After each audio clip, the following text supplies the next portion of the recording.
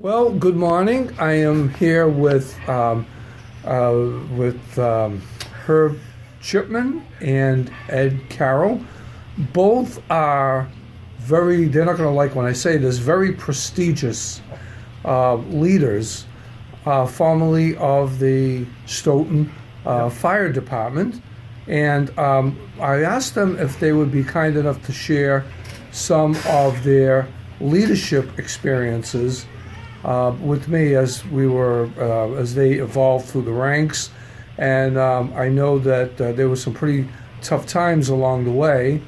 I think both of you experienced when they came up with all of the budget cuts, probably in the '80s and '90s, and some tough economic times. The only thing is, fires really have no preferences on when they occur, and they don't care about the economy. The most important thing is safety. So I wanted to take your leadership perspectives, and I can start with you, Herb. Tell me how. Henry. What did I say, Herb? Yeah, Herb. I apologize. I don't know why I said Herb. You should have corrected me before, but that's okay. I apologize. I don't know why I was thinking of Herb. All right. I will start with Henry, and we will talk about how you started with the Stoughton Fire Department, and then eventually built your relationship with. It's my understanding that you trained Ed here, and the successorship is a big part of leadership. So, tell me about how you started and how it evolved into your relationship with Ed. Well, I started in 1962. Goes back a ways. 1987, I made lieutenant. In 1996, I think I made, or 97, I made captain. Eddie come on about 10 years after I was on. As captain? No, I was only a firefighter then, but 10 years. I was a senior man. I got you. Okay. Senior man had some responsibilities. Absolutely. So he came on right after that, 10 years after I did, so, he kind of stuck with me, and I helped him a little bit, I hope. I did, because he went right up the ranks, so, much How else did to you say. get up the ranks? Well, you have to take a test to Okay. be lieutenant, and then you get promoted how you are on the list. But what I go by, you give by example. That's You how mean I- leading by example? Leading by example. Okay. If you're a good leader and you did good as your firefighter, then you come up as a lieutenant and a captain and so forth. So that's about it. Just by showing them how to do it.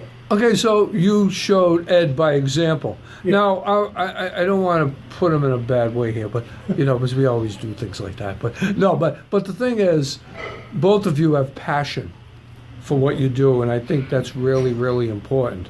I mean, putting your life in someone else's hands every single day is an amazing devotion, a passion. And to lead in something like that, let me switch over to Ed now. Ed, how did you learn from, and I have to keep calling him Herb, but I don't know, maybe remind me of Herb, of Henry's example. How did you learn from Henry's example? When I come on, Lieutenant Noonan was my shift commander at the time. We were on the same shift, Group 1. And the lieutenant told me, you stick with Henry and just stick right with him the whole time, and he's going to show you how to be a successful firefighter, successful. Because a lot of the job is more or less hanging with a family. You got a family on that group, and he taught me to understand that there's no isolation here. There's a family. You work as a team. And Being the that- firefighters are a family. Yeah, right. Right. So even at one of our first fires, we went in and I followed Henry in, and he was crawling around looking for the fire. He was looking for the fire. I was making sure I knew where the exit was. And he finally had it with me, and he turned around and said, "Hey, what are you doing?" I says, "Well, Lieutenant Noonan said to stick with you." He said he told you to stick with him, but not crawl up my butt. Oh my So, gosh, but okay. Then he found the fire, knocked it down, and when we come out, we went over the whole thing and we laughed about it a little, but he always showed me lead by example. And that's Don't what you talk did. the talk, you walk the walk, you know? Right. I mean, you guys had.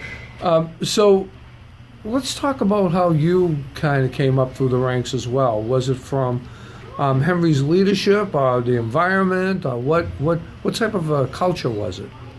Well, Henry got promoted before me. He took the test, and I never really took the test too serious. I just said, I'm going to be a firefighter. I don't want to be an officer, because some of the officers get to stay outside and, you know, got to get in there when it's dirty.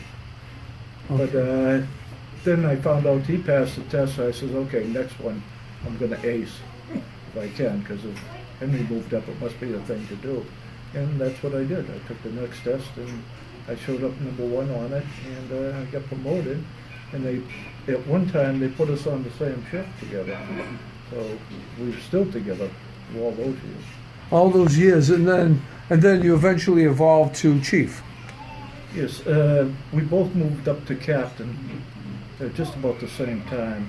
And then Henry's retirement, and that was at the time when Paul Roach,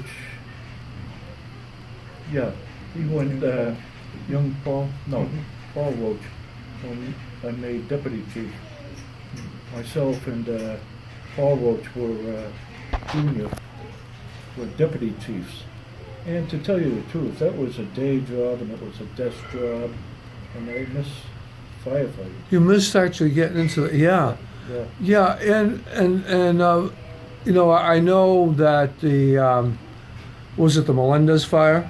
Is that right? Melendez. That was the real challenge. Now, were you both on at the same time? Were you both Our active? shift had it. We had a report of a rooming house fire, and then when we got there, Henry was in charge, and we got a call. There was two guys coming down from the second floor fire escape, and they told us somebody else was up there. So we went up, and I went up the back way, and some come up the front way, and we got caught in I guess it's a flashover. Yeah, but I mean, what I understand though that you know, from what I heard about people in the community that I've talked to, you guys did an amazing job of that, and there was so much humanitarianism in it, and that's one of the things I wanted to touch with both of you, is about humanitarianism, how important that is. It isn't just putting out a fire, it's dealing with the families as well. And I heard so much about that Melendez fire and how much humanitarianism you guys had to follow up with that. Can you talk a little bit about that, how that kind of fits into the culture of firefighting? Well, the town and the community and the people backed us 100%. I mean, they were amazing, and because we were going through a tough time, losing one of our own in a fire. Right, you lost one of your own, Yeah. and yeah. To deal with it, we had a tough time, but the community people, from the town manager, selectmen, all the way down to the little kids in the street, they were amazing to us. And we had to group together ourselves to get through this together, because it was our shift. He was on our shift, and you know, to get through it, it was really tough. We had to group together as a group of firefighters and go from there. And the thing that we had to do was, you kept on saying to yourself, what could I have done different that would have had a different outcome in this thing? Right. So you questioned yourself, and and the other guys saw that you were questioning yourself because they were. So at least we got to sit around and talk about it. And then we had to comfort his family, which is son and his wife and two daughters. We had to bring them, you know, make sure that somebody was with them all the time, and make sure that they made it through. Matter of fact, Chris Melindy, Victor's son, went on to be a Cambridge firefighter himself. It's really amazing though that the apple doesn't fall far from the tree, and the thing is, when you talk about the culture, how amazing it was that Melendez, he still, although it's my understanding that everyone had been out, he thought there was somebody that was still in that apartment, Oh, yeah. and he went back in, risking his life. I mean, Yeah, he did, but also Eddie and there was 3 other guys that were in there looking for people, making sure there was nobody in the rooms up there. It was a rooming house that was broken up into a million rooms. And they had to go in every room and check under the bed and everything. They were all up there together. The guys went to get a hose and the others were there with them, that's when it flashed over. yeah, and the thing is, you talk about taking risk. Leadership is about taking reasonable risks. And sometimes in firefighting, the type of leadership is there's no such thing as too big of a risk when it comes to saving lives. Right. And, what's reasonable and what's unreasonable by maybe management standards doesn't happen. Because management would say, okay, well, it seems like everybody's out. We can't put ourselves in danger. So I guess what you guys are trying to tell me is your type of leadership means that, you don't put yourself first. As far as I'm concerned, I've been teaching the subject a long time. There is no greater servant leadership than firefighting, because everyone is leading the charge to make everyone else safe. We passed that on because his son is on the Stoughton Fire Department. I got 2 sons on the Stoughton Fire Department. And my wife's father was on the Stoughton Fire Department. So, yeah, we're passing it down. So. But still, when that bell goes off, or the scanner goes off, I still cringe because my kids are going out and I know that they're going to be aggressive and fight the fire. They're not going to be what we call doorway dancers. They're going to win and get it, Yeah, well, you guys are both absolutely amazing, and I am honored to have interviewed you. And I will share this with my class, and I will get some feedback. Thank you so much, both of you. Thanks. Okay, thank you. Bye.